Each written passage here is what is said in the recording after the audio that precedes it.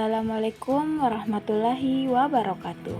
Selamat datang di video pembelajaran psikologi pendidikan. Kami mahasiswi dari Universitas Negeri Makassar, Fakultas Teknik Jurusan Pendidikan Kesejahteraan Keluarga. Kami, tim kelompok 2 yang beranggota Aziza Nur Fauziah, Adinda Afifah, Dewi Davina, dan Lisdayanti. Nah, pada video ini, kami akan membahas mengenai teori belajar behaviorisme. Apa saja sih yang akan kita ulas dalam video pembelajaran kali ini? Yang pertama, penggunaan reward hadiah dan punishment hukuman untuk mengubah perilaku siswa di kelas. Yang kedua, penerapan teknik pembelajaran berbasis drilling dan rote learning. Yang ketiga, manajemen kelas melalui teknik modifikasi perilaku. Yang keempat, keterbatasan dalam memahami proses belajar yang kompleks. Dan terakhir, kurangnya fokus pada internal serta motivasi intrinsik dalam pembelajaran. Semua aspek ini akan kita bahas secara mendalam agar kita bisa memahami bagaimana teori behaviorisme diterapkan dalam pendidikan. Yuk, kita saksikan. Baik, sebelum kita masuk ke contoh aplikasinya, mari kita lihat dahulu bagaimana reward dan punishment berperan dalam teori ini. Reward dan punishment sangat berperan dalam teori ini. Reward atau hadiah diberikan untuk memperkuat perilaku yang positif, sementara punishment atau hukuman digunakan untuk mengurangi perilaku yang tidak diinginkan. Selanjutnya, saya akan menjelaskan bagaimana penggunaan reward dan punishment.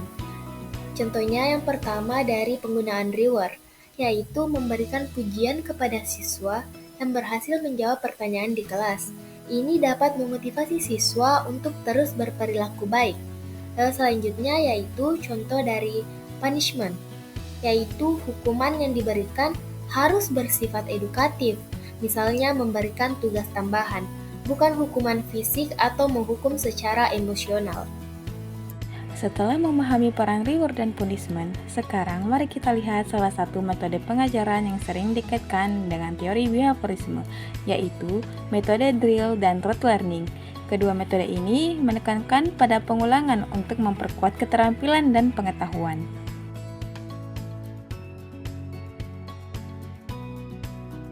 Penerapan teknik berbasis drilling dan rote learning atau hafalan. Yang pertama ada metode drill. Metode drill adalah suatu kegiatan melakukan hal yang sama, berulang-ulang secara sungguh-sungguh dengan tujuan untuk memperkuat suatu asosiasi atau menyempurnakan suatu keterampilan agar menjadi sifat permanen. Contohnya yaitu dalam pembelajaran hitungan, bahasa asing dan peningkatan perbendaharaan kata-kata. Metode ini salah satu metode yang diterapkan pada siswa karena dengan adanya drill atau latihan, siswa akan melakukan suatu kegiatan secara berulang-ulang dan dengan adanya pengulangan tersebut, siswa dapat mudah untuk pengerjaan soal atau menyelesaikan persoalan matematika dengan cepat dan tepat. Dan pada pembelajaran bahasa yang mengharuskan peserta didik mengulang-ulang kata, frasa, atau kalimat yang diucapkan oleh guru atau sumber lain. Metode drill memiliki kelebihan serta kekurangan, yaitu kelebihannya agar peserta didik memperoleh ketangkasan dan kemahiran sesuai dengan apa yang dipelajarinya, akan menimbulkan rasa percaya diri peserta didik yang berhasil dalam belajar karena telah memiliki keterampilan khusus yang akan berguna di kemudian hari. Kekurangan yaitu metode drill dianggap menghambat perkembangan kemampuan inisiatif peserta didik. Akibatnya, siswa tidak dapat berkembang karena selalu diarahkan agar melakukan kegiatan pembelajaran sesuai rencana pembelajaran guru. Yang kedua ada rote learning. Metode rote learning atau hafalan adalah suatu teknik yang digunakan untuk guru dengan menyuruh siswanya untuk menghafalkan sebuah kata-kata atau kalimat maupun kaidah-kaidah yang harus dihafal di luar kepala bagi yang mempelajarinya.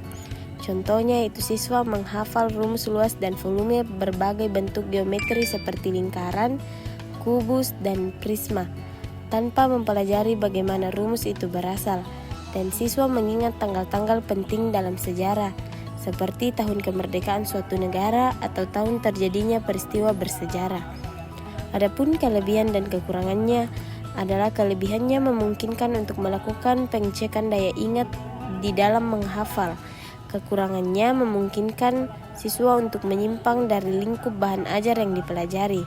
Berikutnya, kita akan membahas tentang bagaimana cara guru bisa memodifikasi perilaku siswa di kelas. Mari kita pelajari lebih dalam. Cara guru agar dapat memodifikasi perilaku siswa di kelas yaitu dengan cara memanajemen kelas melalui teknik modifikasi perilaku. Pendidik dapat menggunakan teknik modifikasi perilaku seperti memberi perhatian lebih pada perilaku positif, sambil secara perlahan menghilangkan perilaku negatif dengan konsekuensi yang tepat. Tentunya manajemen kelas ini memiliki teknik utama. Yang pertama ada reinforcement positif, yaitu memberikan penghargaan untuk memperkuat perilaku positif. Yang kedua ada reinforcement negatif, yaitu menghapus stimulus negatif untuk mendorong perilaku yang diinginkan. Yang ketiga ada punishment atau hukuman, memberikan konsekuensi untuk mengurangi perilaku negatif. Dan yang keempat ada extinction atau penghilangan perilaku, yaitu menghentikan penguatan perilaku yang tidak diinginkan. Sekarang, setelah melihat penerapan teori ini, tentu kita juga perlu memahami kritik yang sering ditunjukkan kepada teori behaviorisme. Salah satu kritik terbesar adalah bahwa teori ini terlalu berfokus pada aspek eksternal dan cenderung mengabaikan motivasi serta aspek kognitif siswa. Apa dampaknya bagi proses pembelajaran? Yuk kita cari tahu. Keterbatasan dalam memahami proses belajar yang kompleks dan aspek kognitif. Teori behaviorisme berfokus pada perilaku yang dapat diukur dan diamati, namun sering mengabaikan aspek-aspek kognitif dan proses mental yang mendalam. Proses belajar tidak hanya melibatkan respons terhadap rangsangan eksternal, tetapi juga melibatkan pemikiran, penalaran, dan pemahaman yang lebih kompleks. Kognitif mencakup aktivitas mental seperti pemahaman, memori, dan penalaran yang membantu seseorang memahami dunia sekitarnya. Dalam ranah kognitif, siswa diharapkan tidak hanya mengingat informasi, tetapi juga memahami konsep-konsep yang diajarkan dan mengkaitkannya dengan pengalaman mereka sendiri. Salah satu kritik terhadap teori behaviorisme adalah kurangnya fokus pada aspek kognitif ini. Pendekatan behaviorisme lebih menekankan pada respons otomatis terhadap rangsangan, tanpa memperhitungkan bagaimana siswa memproses informasi secara mendalam. Hal ini menyebabkan pembelajaran seringkali bersifat dangkal dan tidak menumbuhkan keterampilan berpikir kritis serta pemahaman jangka panjang.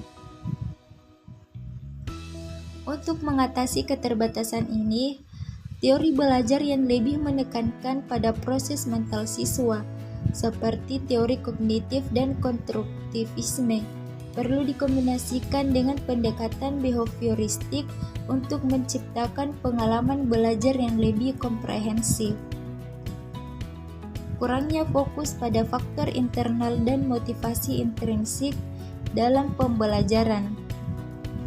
Kurangnya fokus pada motivasi intrinsik dalam pembelajaran dapat menghambat proses belajar yang lebih bermakna.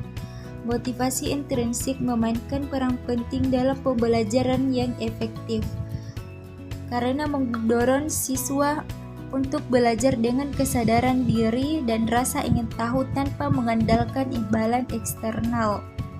Teori behaviorisme meskipun efektif dalam mengontrol perilaku melalui reward dan punishment, cenderung mengabaikan faktor internal ini. Ketika siswa hanya didorong oleh motivasi ekstrinsik, mereka mungkin kehilangan minat jangka panjang dan menjadi kurang kreatif. Oleh karena itu, pendekatan yang lebih holistik yang memadukan teori behaviorisme dengan upaya untuk membangkitkan motivasi intrinsik dapat menciptakan proses belajar yang lebih mendalam dan berkelanjutan. Setelah penjelasan tadi, dari sini dapat kita simpulkan bahwa teori belajar behaviorisme memiliki peran penting dalam pendidikan, terutama dalam pengembangan metode pengajaran yang berfokus pada pengetahuan perilaku positif dan pembelajaran melalui pengalaman langsung. Aplikasi teori ini dapat dilihat dalam penggunaan reward dan punishment, serta dalam desain kurikulum yang berorientasi pada hasil terukur. Namun, kritik terhadap teori behaviorisme menunjukkan bahwa pendekatan ini cenderung mengabaikan aspek kognitif dan emosional siswa. Semoga materi yang kita bahas kali ini bisa menambah wawasan dan membantu dalam proses pembelajaran Anda. Terima kasih telah menonton. Wassalamualaikum warahmatullahi wabarakatuh.